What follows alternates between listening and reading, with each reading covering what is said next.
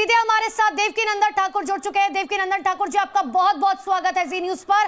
लेकिन सनातन के सबसे बड़े संगम में आखिर वो कौन से लोग हैं जो साजिश रच रहे हैं ताकि इस महाकुंभ को बर्बाद किया जा सके? ये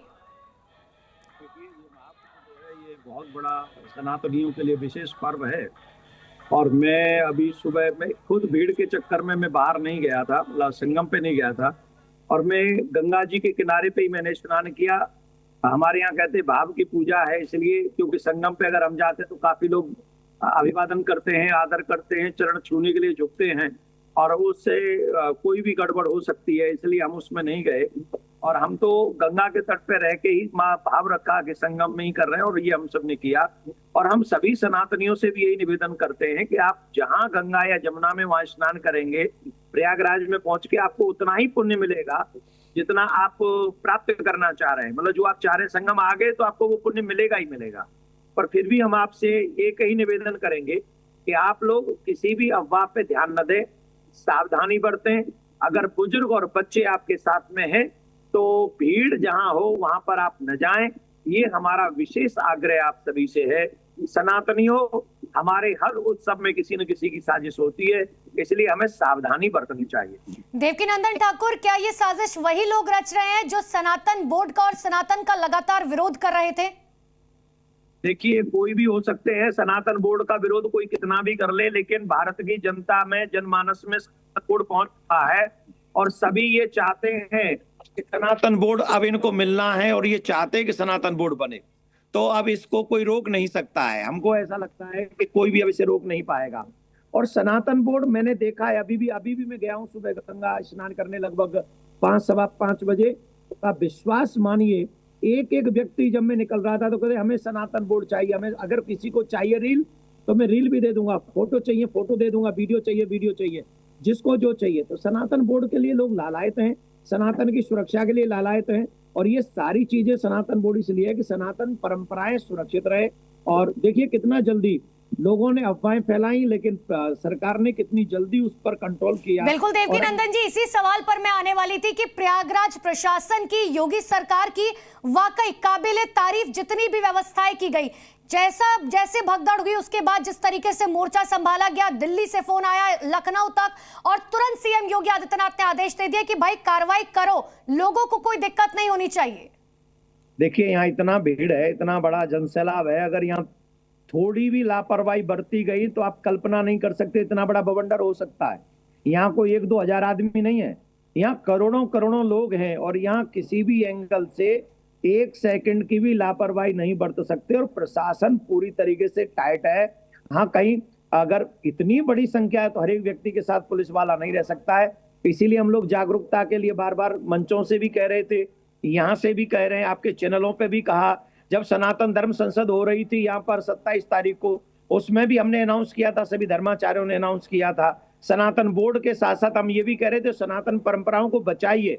और परम आवश्यक है, जो साजिश करने वाले लोग हैं ना, वो चाहते हैं योगी जी बदनाम हो जाए, वो चाहते हैं मोदी जी बदनाम हो जाए, वो चाहते हैं सरकार, बीजेपी की सरकार बदनाम हो जाए, वो चाहते हैं संघ बदनाम हो जाए, वो चाहते हैं बीएचपी बदनाम हो जाए। अब इनको बदनाम करने के पीछे वो गलती क्या कर रहे हैं, वो सनातन को भी टारगेट कर रहे हैं। हम ये कह रहे हैं प्रशासन की कमी है तो डायरेक्ट प्रशासन का नाम लेके आप कहिए, लेकिन सनातन धर्म का जो एक विशेष उत्सव है कुंभ, इस कुंभ के लिए किसी को नहीं कहना चाहिए और इसके लिए कोई खिलाफ साजिश भी ना करे, कोई षड्यंत्र, कोई अफवाहें ना फैलाएं जिससे, अच्छा हम मान लें कि अगर कहीं ये लोग जो कह रहे हैं एक आध घटना सही भी हो कहीं, पर अगर हमने ये अफवाहें मेला में फैला दी, उस चक्कर में भगदड़ और मच गई, तो आप कल्पना कीजिए कितनी हत्याएं हो जाएंगी, कितने जीव समाप्त हो जाएंगे जी। तो यहाँ पे सावधानी बरतना बहुत जरूरी है, यहाँ अपने विवेक का इस्तेमाल करना बहुत जरूरी है। जो लोग हैं, हमने अपने लोगों से कह दिया शिविर के बाहर कोई नहीं जाएगा। हमने मन से अनाउंस किया कि जब तक सारी सिचुएशन वहां से सही ना आ जाए तो सब लोग यही हैं। और जब देखा कंट्रोल हो गए तो गंगा जी लोग जाके स्नान कर रहे हैं और अभी सब अंडर कंट्रोल है। जो मेरे पास समाचार है, जो संदेश है कि अभी सब कंट्रोल में है। सनातनियों से मैं एक निवेदन जरूर करूंगा। देवकीनंदन ठाकुर, सा से सावधानी और सा से साजिश, सवाल यही है, कौन से वो लोग हैं जो साजिश कर रहे हैं इस सनातन के खिलाफ लगातार बार बार? वो मेरी चढ़ती कला को देख न सके, परेशान थे इसलिए साजिश कर डाली। तो वो इतना सुंदर कुंभ चल रहा है, इतनी सुंदर व्यवस्थाएं चल रही हैं, तो जिन लोगों को ये व्यवस्थाएं हजम नहीं हो रही हैं वो कुछ ना कुछ तो साजिश करेंगे ही करेंगे। पर मैं जी न्यूज के माध्यम से एक और बात कहना चाहूंगा। जी न्यूज एक बहुत बड़ा चैनल है जिसे पूरी दुनिया भर में देखते हैं। मैं निवेदन करूंगा जो अभी इस तरफ आ रहे हैं कुंभ की तरफ, वो 2-3 दिन प्रतीक्षा कर लें, वेट कर लें, और प्लीज अभी ना आए, अभी रुक जाएं। और कुंभ चलेगा 26 फरवरी तक, पूर्णिमा तक आप कभी भी आके स्नान कर सकते हैं। मेरा निवेदन है, जब संख्या यहाँ कम होने लगे, भीड़ कम होने लगे, प्लीज आप तब पधारिए और बच्चों को और बुजुर्गों को न लाएं तो ज्यादा बढ़िया रहेगा। आप सब अफवाहों पर ध्यान न दें, सावधानी बरतें, आपसे यही निवेदन है। राधे श्याम। बिल्कुल देवकीनंदन ठाकुर, लेकिन देखिए सबसे बड़ी बात ये ना, योगी सरकार हो, प्रशासन हो, लगातार लोगों से इस बात की अपील करें कि आप संगम नोस की तरफ ही बार बार रुख ना करें, क्योंकि वहां भीड़ बहुत ज्यादा बढ़ गई है। ऐसे में लोगों को भी थोड़ा सोचना पड़ेगा। एक तरफ साजिश रची जा रही है तो एक तरफ सावधानी बरतने की भी जरूरत है। देखिए ये सारी चीजें क्या होता है, हमारे पुराणों में ये लिखा हुआ है कि अगर प्रयाग कुंभ के समय आप प्रयाग में आ गए हैं और गंगा जी में भी आप स्नान करेंगे, आप जमुना जी में भी स्नान करेंगे, तो आपको वही पुण्य मिलेगा जो संगम में स्नान करने का मिलता है।